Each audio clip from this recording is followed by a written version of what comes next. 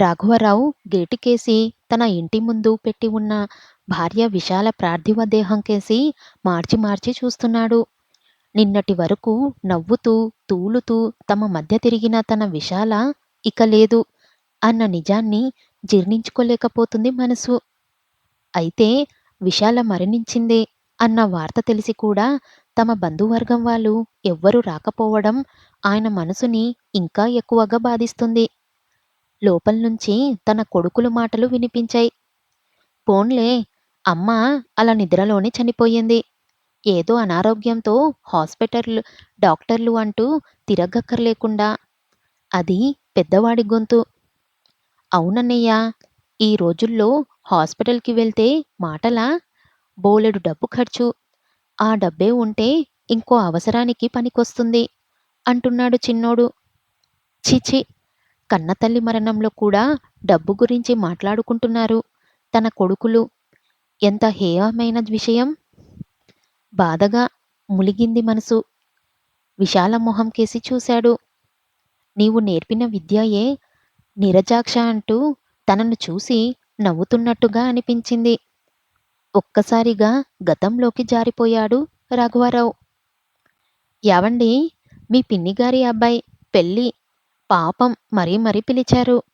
వెళ్ళకపోతే బాగుండదండి. వెళ్ళి వద్దాం అంది విశాల. చూడు, ఇప్పుడు పెళ్ళికి వెళ్ళాలంటే దగ్గర బంధువులం కనుక పిన్నికి, బాబాయికి, పెళ్ళికొడుక్కి అందరికీ బట్టలు కొనాలి. బోల్డు ఖర్చు. ఆ డబ్బే ఉంటే మరో అవసరానికి పనికొస్తుంది. అసలే పిల్లలు ఎదుగుతున్నారు. వాళ్ళకి బోలెడన్ని కొనాల్సి ఉంటుంది. ఒంటి చేతి సంపాదన. నువ్వు ఇలాంటి ఖర్చులన్నీ పెట్టకు అన్నాడు తను. అది కాదండీ. ఖర్చు అనుకొని మన వాళ్ళ ఇళ్ళల్లో జరిగే శుభకార్యాలకు వెళ్ళకపోతే బంధుత్వాలు ఎలా మెలుగుతాయండి? విశాల, నన్ను విసిగించకు. బంధుత్వాలు కాదు, నా పిల్లల భవిష్యత్తు నాకు ముఖ్యం.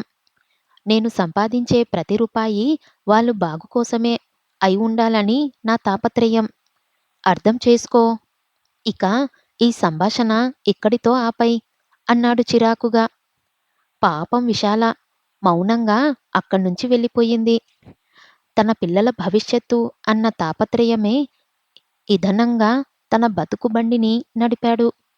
బ్యాంకులో క్లర్కుగా మొదలైన జీవితం గబగబా ముందుకు సాగుతూ ఒక 5 సంవత్సరాల్లో ఆఫీసర్ హోదాలోకి వచ్చింది. పిల్లల చదువు పెరిగి వాళ్ళు చదివే స్కూల్ మారింది. అలా ఖర్చు పెరిగింది. తన మనస్తత్వం మారలేదు. యావండి, మా బాబాయ్ చనిపోయాడంట. నాన్న ఫోన్ చేశారు. మనం చూట్టానికి వెళ్ళకపోతే బాగుండదు. మా బాబాయ్ పాపం మన పెళ్ళికి వచ్చి నాన్నకు సాయం కోసం 10 రోజులు ఉన్నాడు. మమ్మల్ని చిన్నప్పటి నుంచి ఎంతో ప్రేమగా చూసుకునేవాడు. ఇప్పుడు మనం వెళ్ళకపోతే బాగుండదండి. ఆఫీస్ నుంచి రాగానే కళ్ళనీళ్లతో చెప్తున్న విశాలను చూసి కోపం ముంచుకొచ్చింది రాఘవరావుకి.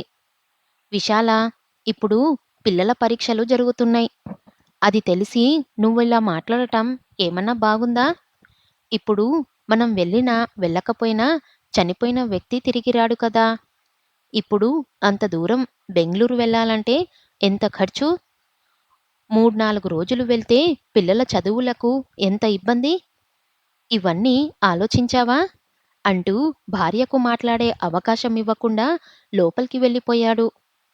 పాపం, అవకాశం దొరికినప్పుడల్లా తనకి బంధుత్వాల గురించి, నలుగురితో బంధం ఉండవలసిన అవసరం గురించి చెప్పడానికి ప్రయత్నిస్తూనే ఉండేది విశాల. కొన్ని సందర్భాల్లో డబ్బు కన్నా నా అనే మనిషి అవసరం ఎంత ఉంటుందో, ఇప్పుడు మనం ఎవరితోనూ సంబంధాలు ఉంచకపోతే ఆ సమయంలో ఎంత చింతించాల్సి వస్తుందో చిలక్కి చెప్పినట్టు చెప్పేది. అప్పుడు తనకి ఎక్కలేదు. మొద్దుబుర్ర. అప్పుడు తన దృష్టి అంతా తను, తన భార్య, తన పిల్లలు, వారి అంతే. వేరే ఏ ఆలోచన చెయ్యలేదు. కానీ ఇప్పుడు తన కళ్ళెదురుగుండా తన విశాల నిర్జీవంగా ఉన్నప్పుడు తన మనసు ఆమె చెప్పిన నా అనే ఆ ఒక్క వ్యక్తి కోసం వెతుకుతుంది. ఆమె చెప్పిన మాటలు ఇప్పుడు అర్థమవుతున్నాయి. కానీ ఏం లాభం? ఇప్పుడు తన గతాన్ని మార్చలేడుగా? తనకే లేని బంధుత్వాలు, ప్రేమలు తన పిల్లలకు ఎక్కడ్నుంచి వస్తాయి? వాళ్ళని తను ఏనాడైనా ఎవరితోనైనా కలవాలనిస్తేనే కదా! గతాన్ని కాదు గాని భవిష్యత్తును ఖచ్చితంగా మార్చాలి. ఇకనైనా తను మారాలి.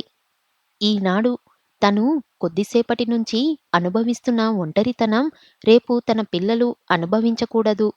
గట్టిగా నిర్ణయించుకున్నాడు రాఘవరావు. విశాల దిశదిన కర్మలు పెద్ద ఆర్భాటం లేకుండానే గడిచిపోయాయి. వచ్చిన వాళ్ళు చాలా తక్కువ మంది. వారిలో కూడా చాలామంది ఆమె తరపున వారు. మమకారం చంపుకోలేక వచ్చిన వాళ్ళు. మరి కొంతమంది విశాల మంచితనం వల్ల, ఆ చుట్టుపక్కల వారితో పెంచుకున్న స్నేహబంధం వల్ల వచ్చిన వాళ్ళు. రాఘవ కొడుకులిద్దరికీ ఒక సంవత్సరమే వ్యత్యాసం. ఇద్దరూ బాగా చదువుకొని మంచి ఉద్యోగాల్లో స్థిరపడ్డారు. ఒకేసారి పెళ్ళిళ్ళు చేసి కొడుకులు, కోడళ్ళు సంతోషంగా కళ్ళ ముందు తిరుగుతుంటే చూసి ఆనందించాలని ఎంతో కోరుకుంది విశాల. ఆమె బతికుండగా ఆ కోరిక తీరలేదు. ఎన్నో సంబంధాలు చూసింది.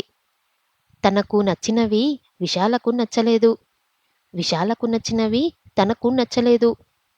ఇప్పుడు ఆ సంబంధాలలో విశాలలకు నచ్చిన 2 సంబంధాలు మళ్ళీ చూశాడు. రాఘవరావు అవి తనకు అప్పుడు సుతరాము నచ్చలేదు. వాటిలో ఒకటి తన స్నేహితుడి కూతురు శ్రీవల్లి, ఇంకొకటి విశాల వాళ్ళ తరపు బంధువులు అమ్మాయి ఆరాధ్య. అమ్మాయిలు ఇద్దరు బాగా చదువుకున్నవారు. చాలా అందమైన వాళ్ళు కూడా. కానీ వాళ్ళిద్దరివి ఉమ్మడి కుటుంబాలే. అలాంటి కుటుంబంలో అమ్మాయిని తెచ్చుకుంటే వాళ్ళ ఇళ్లల్లో జరిగే ప్రతి చిన్న వేడుకకు వెళ్ళేందుకే తన పిల్లల సంపాదన సరిపోతుందంటూ వాటిని తను తోసిపుచ్చాడు. ఇప్పుడు రాఘవరావు ఆ ఇద్దరమ్మాయిలతోనూ, వాళ్ళ తల్లిదండ్రులతోనూ మాట్లాడాడు. తల్లి చనిపోయింది కనుక ఈ సంవత్సరం పెళ్లి చెయ్యకూడదు.